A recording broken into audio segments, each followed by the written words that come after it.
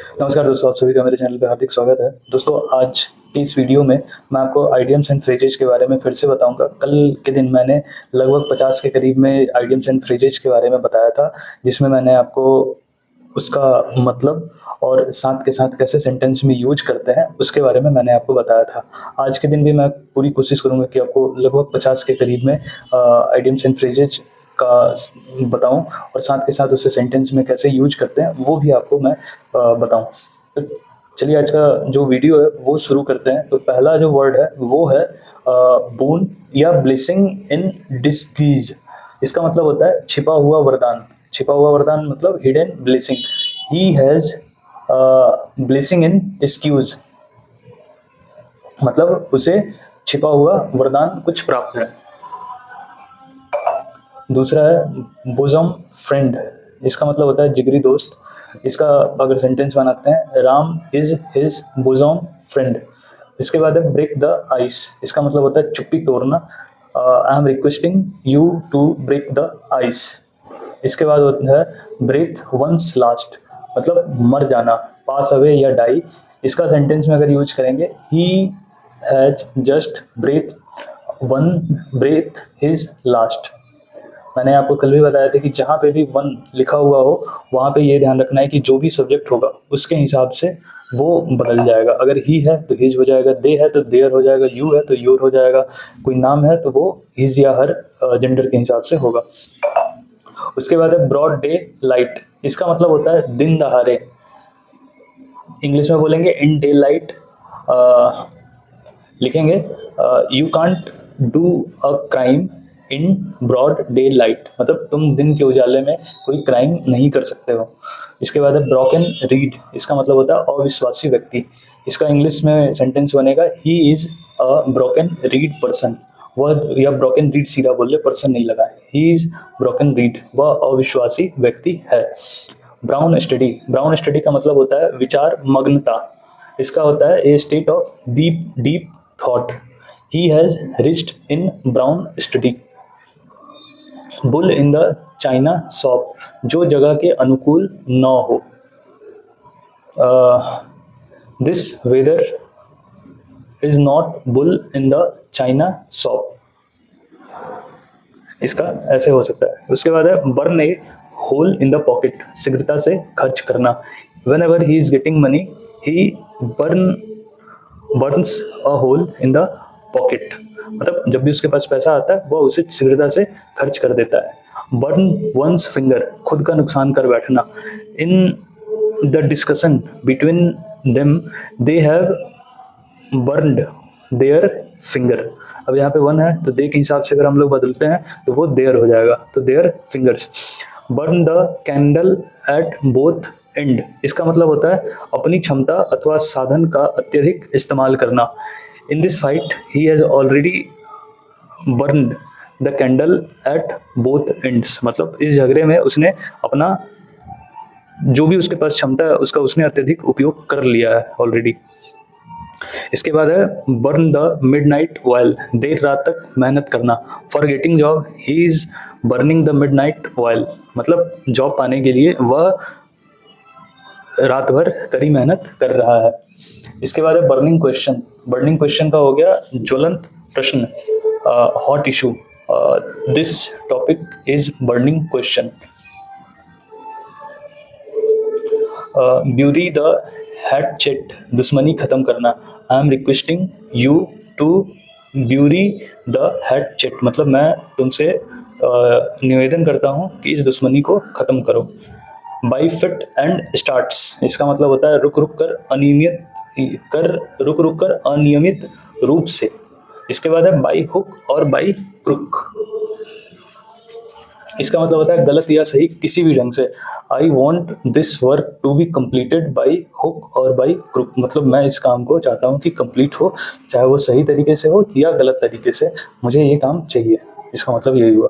इसके बाद है बाई लिप्स एंड बाउंड, दिन दुनी रात चौगुनी। I am blessing you that you will progress by leaps and bound, मैं तुम्हें आशीर्वाद देता हूँ कि तुम आगे बढ़ोगे, तुम्हारी दिन दुनी रात चौगुनी होगी।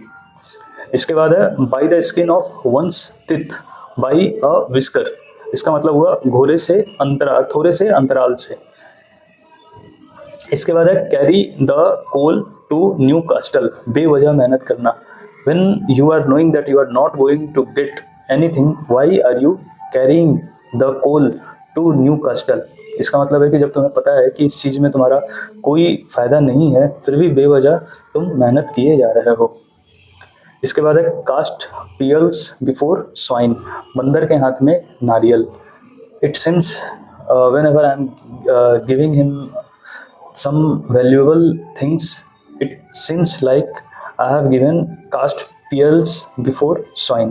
मतलब जब भी मैं उसे कुछ वैल्यूएबल चीज़ देता हूँ तो ऐसा लगता है कि जैसे मैंने किसी बंदर के हाथ में नारियल दे दिया है। कैसल्स इन द एयर, हवाई किला बनाना। He is expert in doing castles in the air. Cat and dog life, कलापूर्ण जीवन।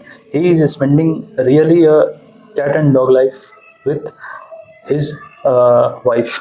वह अपनी वाइफ के साथ श्योर ही मतलब वह अपनी वाइफ के साथ एक कलापूर्ण जीवन व्यतीत कर रहा है।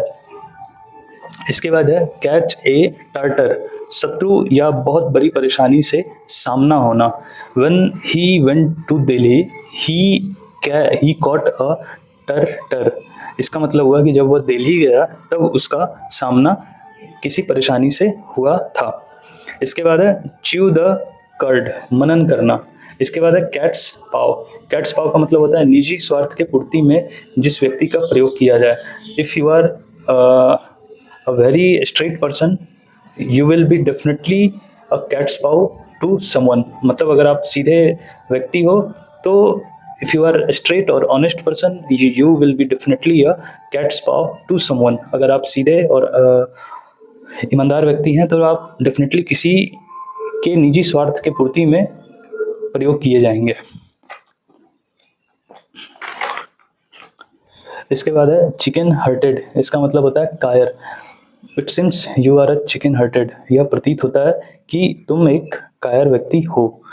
कॉक एंड बुल स्टोरी, मनगढ़ंत कहानी। ही is expert in doing cock and bull story, मतलब वह जो है कॉक मनगढ़ंत कहानी बनाने में एक्सपर्ट है। क्रोकोडाइल टीयर्स, दिखावटी आंसू। She is expert in showing crocodile tears, वह दिखावटी आंसू दिखाने में एक्सपर्ट है, मतलब पारंगत है। इसके बाद है क्रॉस स्वॉर्ड्स, लड़ना। I will cross swords with you, मतलब मैं तुमसे लड़ूंगा। क्राई फॉर द मून, किसी असंभव वस्तु की कामना करना। She always fight with him to cry for the she always cry for the moon with him. वह she always wants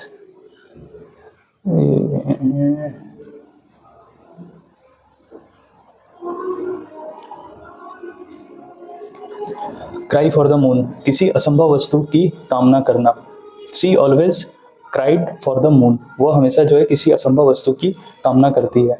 cry over spilled milk, व्यर्थ पछताना। When you have already done this work then why are you crying over spilled milk, जब तुमने यह काम कर ही दिया है तो बेवजह क्यों पछता रहे हो। कट अ सॉरी फिगर, अपने प्रयास से तनिक भी प्रभाव न छोड़ना। इसके बाद है कट बोथ वेज, लाभ हानि एक ही समय में, मतलब when ever he is doing he is just expecting cut both ways. इसके बाद है कट नो आइस, कोई असर नहीं डालना। Whenever she is crying it does not cut anything, cut no ice upon him. Cut one's coat according to one's cloth, अपनी आय के अनुसार व्यय करना यानी कि खर्च करना। He is knowing his salary और income so he cuts his coat according to his cloth. इसके बाद है डांस टू वंस ट्यून, हुक्म का पालन करना। If you want to live here you have to dance to my tune या his tune. इसके बाद है डार्क हॉर्स, जो अप्रत्याशित रूप से जीत जाए। इसके बाद है डेड लेटर, कानून जो कभी लागू था लेकिन अब लागू नहीं है। इसके बाद है डेमोकल स्वॉर्ड, सिर पर मंडराता खतरा। whenever he is going to Delhi,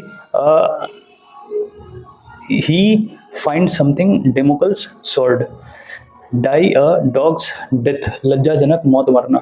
If you are doing this crime, I will make sure that you will die a dog's death. इसके बाद है डॉग इन द मैनेजर, जो दूसरों का सुख का भोग करने नहीं देता है। इसके बाद है डोंकीज ईयर्स, काफ़ी समय बाद। You are coming here a donkey's years, मतलब तुम काफ़ी समय बाद यहाँ आ रहे हो। ड्रॉ ए लाइन, मर्यादा तय करना। Please draw a line, if you are coming here please draw a line. इसके बाद है duck in a thunderstorm, व्यथा में। It seems you are in duck in a thunderstorm. फिर है ईगल आइड, ईगल आइड का मतलब होता है तेज नज़र वाला। You are a eagle eyed person. Eat humble pie, यानी कि शर्मिंदगी झेलना। इसके बाद है ईट वंस वर्ड, शब्द वापस लेना। I am requesting you to eat your words. Elbow room, काम करने की स्वतंत्रता। If you are working in this company, you are in elbow room.